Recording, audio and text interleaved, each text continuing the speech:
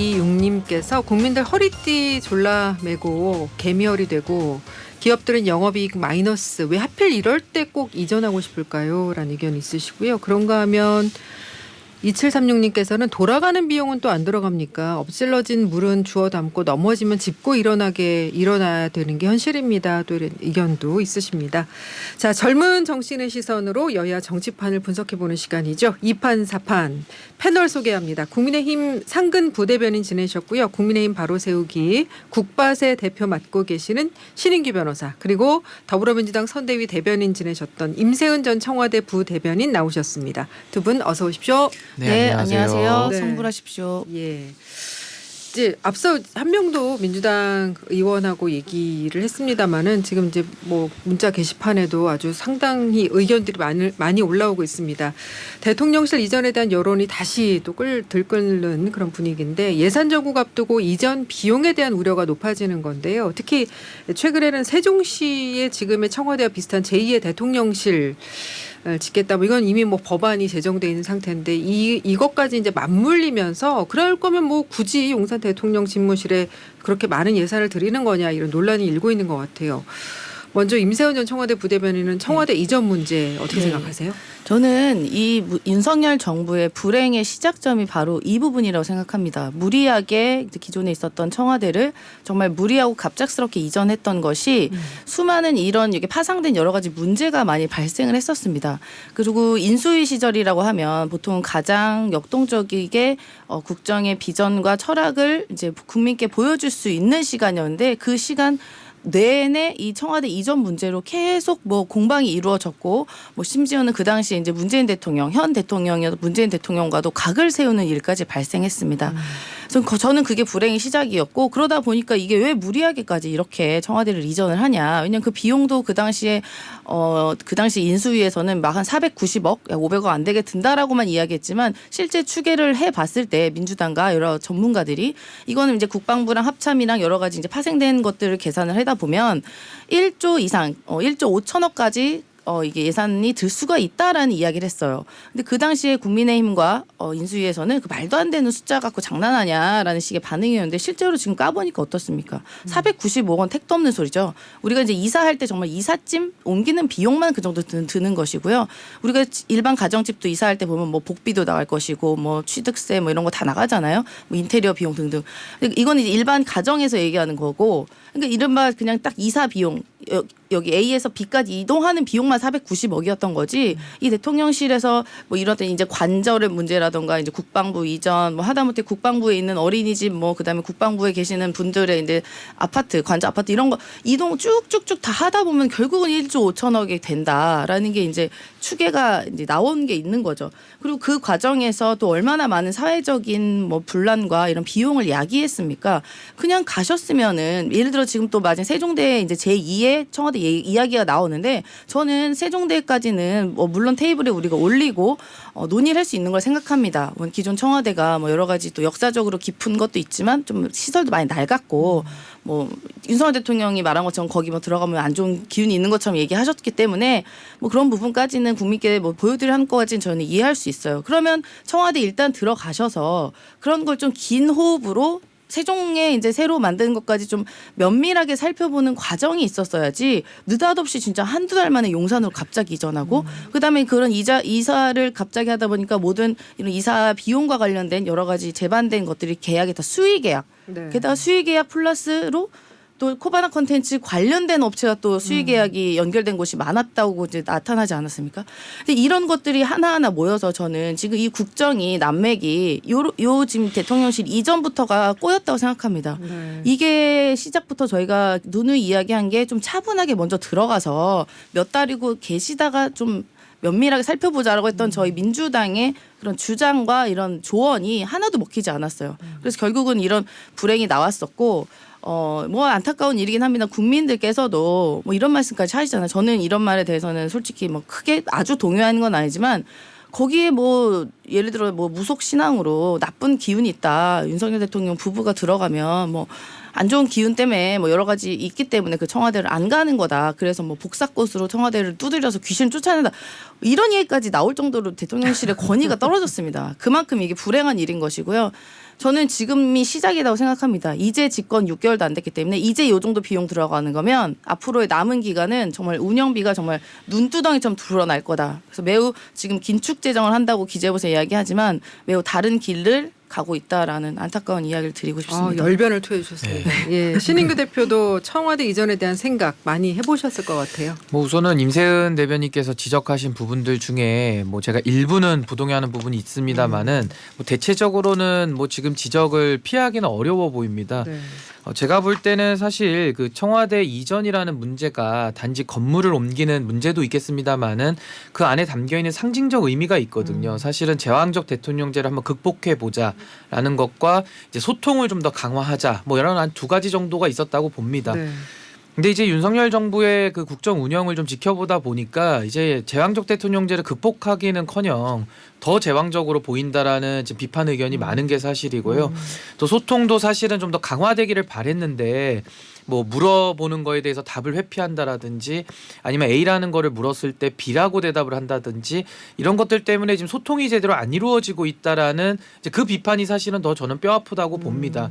그리고 저는 이제 뭐 내용적으로도 보면은 사실은 이제 그 일을 처리할 때 있어서 민주주의는 그런 절차가 굉장히 중요하거든요. 근데 방금 말씀하신 대로 뭐 비용의 문제도 있습니다만은 뭐 비용이야 사실 뭐 돈이 들어가도 필요하면 하는 건 맞죠. 근데 그 일을 중차대한 일을 추진함에 있어서 국민적 합의를 좀 이끌어내는 것이 많이 좀 약했다. 이제 이런 비판은 충분히 타당할 것 같고요. 또 하나는 비용 추계에 있어서도 이것이 초기에 축소해서 보고했다라고 한다면은 이건 국민들 앞에 정직하지 못한 것이 될 것이고 만약에 계산에 착오가 있거나 실수가 있었다고 한다면은 이것은 일 처리가 굉장히 좀 부실한 거 아니냐.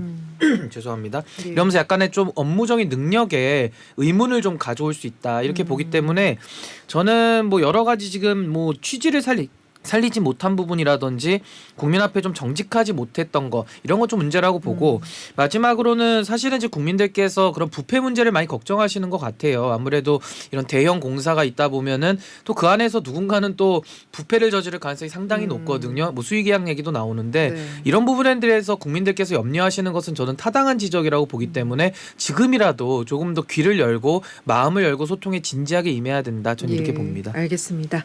자, 본론으로 들어가겠습니다. 윤석열 정부 들어서 처음 실시되고 있는 국정감사가 2주차에 접어들었습니다. 지난 한 주 그야말로 여야가 강대강 대치를 이어갔는데요. 자, 오늘은 먼저 국정감사 어록을 하나씩 좀 꼽아보는 걸로 시작을 해보죠. 자, 먼저 신인규 대표는 지금까지 국정감사에서 나온 얘기들 중에 하나의 어록을 꼽아주신다면요. 예, 저는 김승겸 합참의장의 그 사과를 제가 굉장히 좀 눈여겨봤습니다. 예. 사실은 그 낙탄 사고가 강릉에서 있었는데 그렇죠. 이거 굉장히 좀 심각한 문제로 받아들입니다. 그런데 이 김승겸 합참의장이 처음에는 이제 송구하다 이렇게 얘기를 했었다가 이제 의원님들의 지적을 받고 죄송하다라고 표현을 바꿨는데 네. 저는 상당히 좋게 봤습니다. 예, 저희가 당시에 김승겸 합참의장의 사과 발언 준비했습니다. 직접 들어보시죠. 이 자리를 빌려 지난 10월 4일 적시에 지역 주민들과 언론에 설명하지 못하여 주민들과 국민 여러분께 심려를 끼쳐드린 데 대해 매우 송구스럽게 생각합니다. 네, 좀 설명을 해드리면 김승겸 합참의장이 지난 6일 국감에서 이 낙탄 사고 관련해서 이제 송구하다라고 이렇게 말을 했는데 이 발언 직후에 이제 정성호 민주당 의원이 송구하다는 뜻은 적절치 못하다. 송구하다는 말의 사전적 의미는 미안해서 거북하다 뭐 이런 뜻이다. 죄송하다가 맞는 말이다 이렇게 지적을 하니까 다시 죄송하다 이렇게 말을 했어요. 신인규 대표는 왜 이 말을 원픽으로 꼽으셨어요? 아무래도 요즘 좀 사과가 부족한 시대에 좀 살고 있지 않습니까? 네네. 그래서 사실은 사과라는 것은 뭐 지는 게 아니거든요. 사실은 본인의 부족함을 인정하고 또 국민들한테 손을 더 내미는 제스처일 수도 있습니다. 그래서 이런 진정성 있는 사과가 매우 저는 용기 있었다고 네. 보고요. 이번에도 이 강릉에 있었던 낙탄 사고 같은 건 굉장히 심각한 문제입니다. 그래서 앞으로도 김승겸 합참의장이 한번 이렇게 매듭을 잘 짓고 관련된 문제들을 잘 살펴서 다시는 좀 국민들께서 염려하지 않도록 좀 조치를 해주기를 바라고 있습니다. 예. 자, 그럼 이 대목에서 사과가 필요했는데 사과하지 않고 넘어간 일 짚고 넘어가죠. 임세은 부대변인은 뭘 꼽으시겠어요? 일단 너무 많아가지고요. 제가 이걸 꼽기가 어려운데 일단 가볍게는 최근의 일이죠. 네. 이른바 바이든 난리든 사건이죠. 이제 외교에서 일단 그 자리에서 뭐 일단 비속어를 썼다라는 이제 강한 의혹과 이제 여러 보도들이 있었습니다. 예. 근데 여전히 이제 그게 대통령실에서는 자꾸 아니다라고 하면서 굳이 불필요한 논쟁을 벌였어요. 저는 이거는 진짜 가볍게 해프닝으로 그러니까 지나갈 수 있다고 저는 개인적으로 생각합니다. 물론 그 외교적인 행사고 물론 그 공식적인 자리가 아니고 이제 외교 행사장에서 장관과 한 대화이긴 하지만 뭐 어쨌든 뭐 사람이 살다 보면 이렇게 감정적으로 이야기 나올 때도 있고 아무리 대통령이라도 사람이다 보니 저는 뭐 그럴 수 있다고 생각해요. 그리고 본인이 원래 이제 말투가 그렇다 보면 뭐 쉽게 나올 수 있는데 이제 그런 게 언론에 나오고 국민적으로 비판이 나오고 그러면 굳이 이게 바이든이 난리디는 우리가 국민과 싸울 필요가 없거든요. 자세히 들어보면서 이제는 막 정말 이걸 음역 분석까지 하는 일까지 이건 나올 일이 아니다. 그럼 그냥 가볍게 뭐 좀 부적절한 얘기가 사적으로 일어난 것 같은데 뭐 국민께 좀 죄송하다 이렇게 한마디로 하면 국민들이 그거 갖고 뭐라고 하겠습니까? 뭐 하루 정도 뭐라고 하겠죠. 아유 뭐 대통령한테 그런 말을 쓰냐 요 정도.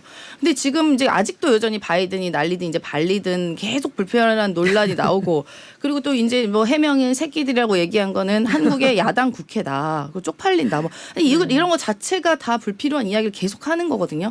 그러면 이제 바이든이 난리든이라고 치더라도 그럼 이른바 제가 방금 비속어를 써서 죄송한데 이른바 XX는 한국 야당 국회다. 쪽팔린다. 뭐 이런 얘기들은 이거에 대해서는 그럼 사과를 안 합니까? 그러면은 야당 국회의원들은 이렇게 말 써도 되는 건가요? 이런 부분에 대해서 뭐 부적절하다고 야당 국회의원들이라고 치면 만약 그 미국 국회의원들이 아니었다면 그 부분에 대해 죄송하다 해야죠. 국정이 각 알겠습니다. 파트너인데 이런 부분도 사과하지 않은 것 예. 뭐 등등이 저는 이제 다 논란 사과 정치인들은 시작이다. 왜 사과에 인색한가? 왜라고 보세요?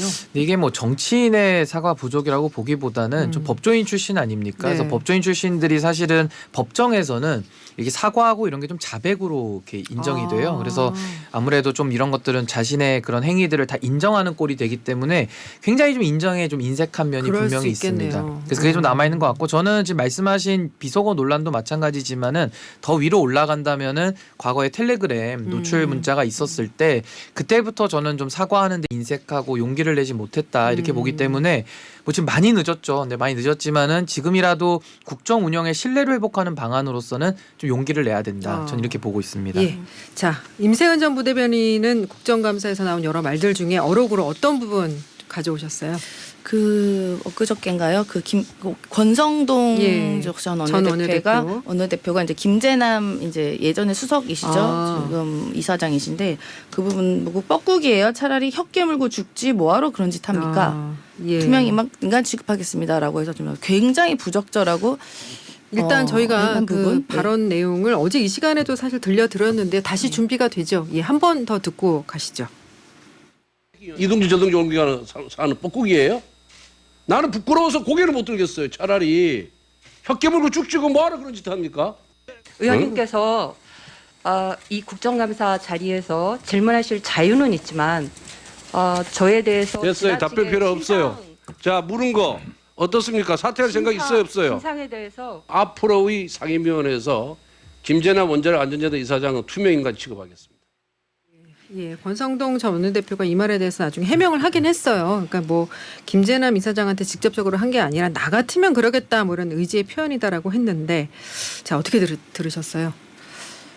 굉장히 지금 부적절한 이야기고 이게 저는 참 너무 황당합니다. 어떻게 국정감사장에서 피감 기관으로 온 사람한테 어떻게 뭐 차라리 이게 혀 깨물고 죽지 뭐하러 그런 짓 합니까라는 얘기가 그냥 야 너 왜 사냐 그냥 죽어라 이 말 아니에요? 솔직히 그냥 닦아놓고 이야기하면.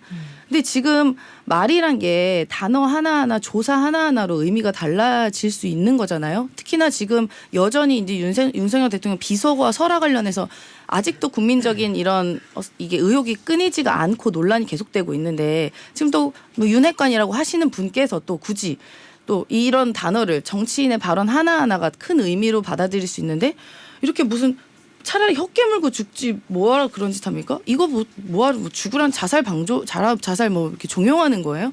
이게 아무리 정치판이 아무리 정쟁이 있고 우리가 서로 간에 비판은 할 수 있지언정 좀 해야 될 말이고 안 해야 될 이야기가 있습니다. 아무리 저희가 비판을 할 지점이 있을지언정. 근데 이거 그 이후에 해명이 나 같으면 그러겠다. 이게 나 같으면 그러겠다로 들립니까? 나 같으면이라면요. 아 그러면은 나라면 지금의 이 상황에서 여러 정부를 이렇게 뭐 정의당에 계셨고 민주당에서도 그렇게 하셨는데 지금 윤석열 정부에서 제대로 역할 못할 거면은 본인이 힘들면 그냥 나오시는 게 어때? 뭐 이런 식으로 하고 나라면 거기 안 있겠습니다 해야지. 혀 깨물고 죽겠습니다는 뭔 이야기입니까? 이거를 어느 국민이 듣겠어요? 아니 진짜. 이걸 듣는 저희가 진짜 혀 깨물 지경이에요. 지금 권성동 원내대표 말 들은 순간. 그러니까 본인도 지금 여러 가지 어려운 점이 있었잖아요. 그동안 강릉에 뭐 채용 비리라든가 그럴 때 누가 이런 얘기 했었으면 가만히 계셨을까요? 본인 보고 아유 권성동 원내대표님 지금 왜 당 그렇게 만들으세요? 나라면 혀 깨물고 죽겠어 이러면 본인 가만히 있었겠냐고요. 신인규 대표. 뭐 좀 상당히 격앙될 수밖에 없는 발언이라고 저는 생각을 하고요. 사실 공인 아니겠습니까? 공인일 뿐만 아니라 국민의 대표입니다. 그리고 국정감사장이었기 때문에 이것은 뭐 용납이 안 되는 발언이라고 저는 생각을 합니다. 저도 사실 방송 나올 때 이게 다 공중에 전파를 쓰지 않습니까? 그렇죠. 저도 여기 나와서 막말 안 하려고 매우 조심합니다. 그리고 네. 나올 때마다 떨려요. 근데 이분은 참 국정감사라는 국민의 대표라는 그 무거운 책임감을 전혀 모르고 있는 거 아니냐. 그래서 정말 헌법기관으로서의 자질이 의심스러운 발언을 자꾸 이렇게 하고 있기 때문에 상당히 저는 안타깝고 참 같은 당이지만 참 죄송한 마음이 이제 들고요. 참 마스크 쓰고 다니지 않습니까? 정말 권성동 의원 같은 경우는 정말 말을 좀 안 하셔야 된다. 저는 이렇게 보고 저는 이거 결국은 김재남 그 원자력 안전 연구원장이 뭐죠 정확하게? 원자력 안전 이름이 어렵습니다. 안전재단 이사장. 근데 좀 기관에 대해 전 정권 인사에 대한 비판인데 사실은 비판을 할 수 있습니다. 그리고 비판을 하려면 제대로 해야 됩니다. 근데 비판은 지금 온데간데 사라지고 본인의 막말만 남지 않습니까? 이것이 결국 원하던 목표도 달성하지 못하는 것이고 본인이 욕만 먹는 거예요. 그래서 저는 이런 식의 원내 전략을 쓰는 것 자체가 본인이 튀려고 한다라고 그러면 너무나도 이것은 참 소위 말해서 이거는 정말 국민 앞에 못할 짓 아니겠습니까? 그래서 매우 부적절했다. 저는 그렇게 평가합니다. 예. 자, 다음 주제로 넘어가죠. 집권 여당 얘기 좀 해보겠습니다. 자, 국민의힘이 이제 가처분 결정하고 윤리위 추가 징계로 이준석 전 대표 발을 꽁꽁 묶어놓았다는 평가가 많은데 이준석 전 대표가 이렇게 밀려나는 거 보고 이 전 대표 지지했던 그 2030 이대남 청년들은 마치 내가 쫓겨나는 느낌이다라면서 감정이입들 많이 하시더라고요. 뭐 당연히 인간이 감정적 동물이기 때문에 감정의 영향을 받죠. 네. 그리고 지금 상당히 감정을 자극한 것도 맞고요. 이건 뭐 감정까지 갈 것도 없이 이성적으로 생각을 해봐도 정당 민주주의를 완전히 훼손하고 법원에서 제동을 거니까 사법부의 결정까지도 뒤집어 보려는 시도로서 지금 여기까지 온 거거든요. 그래서 저는 이제 국민의힘과 이 집권 여당에 대해서 참 많은 분들이 실망했다라고 보고요. 그 실망의 원인은 저는 그 양도구역 때문에 그 양고기가 많이 화제가 됐었는데 전 양토기라고 봐요. 양토기. 양토기? 예, 양토기가 양두구육이고요. 토가 토사구팽입니다. 그리고 기가 기고만장이에요. 이 세 가지가 지금 종합 세트로 지금 들어와 있거든요. 양고기가 아니라 이건 양토기다. 그래서 이거 사실 저는 지금 지지율이 민주당하고도 한 10% 이상 차이가 나더라고요. 그래서 앞으로 이걸 어떻게 좁힐 수 있을까? 지금 이런 식의 국민들의 민심 내지는 국민들의 요구에 대해서 귀를 닫을 뿐만 아니라 완전히 국민하고 반대로 가고 있거든요. 그래서 저는 매우 우려스럽다는 말씀을 드리고 막판에 이제 총선에 임박하면은 아마 또 우리가 잘못했습니다 하면서 무릎 꿇을 겁니다. 그것도 어느 정도 해야지 국민들이 받아주지 않겠습니까? 이런 식으로 거의 막가파식으로 해가지고는 국민들의 외면을 받을 수밖에 없다. 저는 매우 안타깝게 생각을 합니다. 이준석 전 대표가 가처분 또 추가로 낸다고 하는데 어떤 논리인가요 이번에는? 뭐 이제 당연히 징계 사유 자체가 터무니없지 않지 않습니까? 그러니까 정치인의 말을 가지고서 지금 징계를 하는데 그 말도 뭐 아까 방금 말씀하신 혀 깨문다라는 말이 더 막말이지. 어떻게 그 신군부에 대해 비유를 하고 저도 방금 양두구육 쓰지 않았습니까? 그럼 중학생들한테 사자성어 교육을 금지시켜야죠. 이거 뭐 정말 하는 행위를 보면은 윤리위가 이거는 정치를 하는 걸 넘어서 가지고 완전히 비상식적인 짓을 하고 있습니다. 그래서 저는 이런 식으로 한 거에 대해서는 이준석 대표가 저는 가처분을 통해서 이건 저는 권리구제를 받아야 된다. 저는 그렇게 생각합니다. 네네. 임세은 전 부대변인은 국민의힘 상황 어떻게 보고 계세요? 일단은 그 윤리위가 이제 정치적인 판단을 넘어서서 이제 윤리위가 아니라 이제 윤 대통령, 윤의 심경관리위원회인 것 같다라는 저는 그런 생각이 듭니다. 이런 이제 사실상 이제 이준석 대표를 좀 몰아내고 싶어하고 마음에 안 들고 뭐 총질 내부 총질하는 대표로 이제 딱 생각했던 윤 대통령의 어느 정도 반 정도의 성공을 이뤘다라고 저는 생각이 들고요. 이제 이게 저는 개인적으로는 민주당에 있지만. 국민의힘에 굉장히 큰 게 안 좋은 걸로 다가올 거라 생각해요. 이게 아까 말씀처럼 2030이 뭐 많이 떠날 거라는데 전 2030이 이준석이라는 사람 때문에 2030이 그 당에 있다고 생각하지 않습니다. 그러니까 2030이 느껴지는 것은 기성세대에 대해서 우리가 뭔가를 도전해서 쟁취할 수 있는 그러한 역량을 기르고 싶고 그런 사람이 있었으면 좋겠고 내가 그렇게 되고 싶다는 게 있거든요. 네. 근데 이 어려운 정치판에서 어쨌든 그 영선인 이준석 대표가 그 무명부터 이제 10년간 여러 가지로 어려움 겪으면서 어쨌든 당 대표라는 지위를 획득을 했어요. 그것도 선출직으로. 이제 그런 이런 과정 속에서 2030이 뭔가 느끼는 카타르시스라던가 만족감이 분명히 있거든요. 네. 근데 이건 이준석이라는 사람에 대한 호불호가 아니라 이제 그렇게 갈 수 있었던 이 국민의힘의 시스템과 또 그렇게 했었던 용기들에 대해서 뭔가 그런 응원을 했던 것 같은데 지금 그런 거를 어거지로 다 무너뜨린 거란 말이에요. 그러면은 2030이 느끼는 거는 우리는 이준석 같은 사람도 저렇게 해서 했는데도 나 같은 사람이 하면 될 수가 있는 사회 구조가 아니구나라는 낙담이 기본적으로 깔렸을 것 같아요. 그러면 이제 국민의힘에 대한 지지 철회도 이루어질 수밖에 없고 더 나아가 이런 상황을 조장한 이제 윤석열 대통령의 마음, 복심들에 대한 실망과 이제 비난이 줄줄이 이어질 거다. 좀 그렇게 생각이 듭니다. 그리고 저는 하나만 보태자면 낙심도 있지만은요. 사실 이런 식으로 정치적인 상대를 제거하는 방식을 쓴다면요. 다 그 자리에 제가 갈 수도 있는 거고요. 다른 사람 다 갈 수 있는 겁니다. 그래서 이런 식으로 한다는 건 저는 민주주의 파괴행위라고 보고 이것은 굉장히 반헌법적인 행동입니다. 그래서 규탄을 받아야 이건 마땅한 행동이다 이렇게 봅니다. 예. 그 지금 이제 당대표 선거에 또 관심이 모아지고 있잖아요. 지금 국민의힘은 당대표 선출 거쳐서 총선까지 또 몇 가지 좀 로드맵이 있을 수 있을 것 같은데 누가 당대표로 선출되느냐에 따라서 그게 달라질 것 같아요. 지금 가능성 있는 당대표 후보 누구를 꼽을 수가 있을까요? 근데 저는 사실 뭐 언론에서 지금 많은 얘기들을 하고 있는데요. 네. 저는 국민의힘이 민주주의를 파괴하는 행동을 한번 했기 때문에 저는 다음 전당대 대회에서 어떤 당대표가 뽑히느냐가 중요한 것이 아니라 과연 그 선출된 당대표가 과연 몇 달을 버틸 것이냐. 저는 거기 기간에 더 관심이 가거든요. 그래서 예. 사실은 뭐 지금 나오는 이야기들 뭐 저는 크게 관심을 보이고 싶지는 않고 뭐 결국은 이제 양자 구조냐 다자 구도냐에 따라서 결국 뭐 선거 예측은 상당히 어렵습니다. 그런데 여기서 뽑힌 당대표가 과연 총선 때까지 지도력을 발휘할 수 있을까? 윤리위가 저렇게 그 활동하고 있는데 저는 매우 그 부분이 좀 불안 요인이다. 저는 이렇게 보고 있습니다. 예. 자, 지금 우리 문자 메시지로 너무 편향된 지금 당연히 그럴 수밖에 없는 게 우리 이제 신인규 국바세 대표는 이준석 대표가 당대표 할 때 이제 거기 부대변인으로 됐기 때문에 이제 그쪽 입장을 얘기하는 거고요. 저희가 내일 이 시간에는 친윤 의원 또 섭외를 해서 또 입장을 들어보도록 하겠습니다. 예. 지금 유승민 전 원내대표가 지지율에서 1위를 보이고 있죠. TK에서도 1위 달리고 있는데 이런 민심은 좀 어떻게 분석을 해볼 수가 있을까요? 예, 뭐 아무래도 당의 지지율이 떨어지고 있기 때문에 지금 소위 말하는 윤핵관 그룹의 의원들의 지도력이 많이 좀 상실됐다라고 보고요. 그럼에도 불구하고 이제 당을 걱정하시는 분들께서 이제 유승민 의원을 통해 가지고 당의 좀 개혁을 이어가 보고자 하는 그런 의지로 저는 생각을 합니다. 네, 알겠습니다. 우리 청취자분들께서 문자 주신 것 중에 1369님께서 차기 정권이 그곳으로 들어갈까요? 그러니까 청와대 이전 관련해서 문자 주셨어요. 안 들어가고 날리면 어떡하나요? 라는 문자 주셨는데요. 예, 1369님의 재치 있는 문자 커피 쿠폰 드리겠습니다. 샵 2842로 주소와 성함 보내주시면 저희가 보내드리겠습니다. 자, 화요정치토크 2판 4판 오늘은 여기까지 하겠습니다. 지금까지 임세은 전 청와대 부대변인 신인규 국민의힘 바로세우기 국바세 대표와 함께했습니다. 두 분 말씀 잘 들었습니다. 고맙습니다. 네, 네, 감사합니다. 고맙습니다.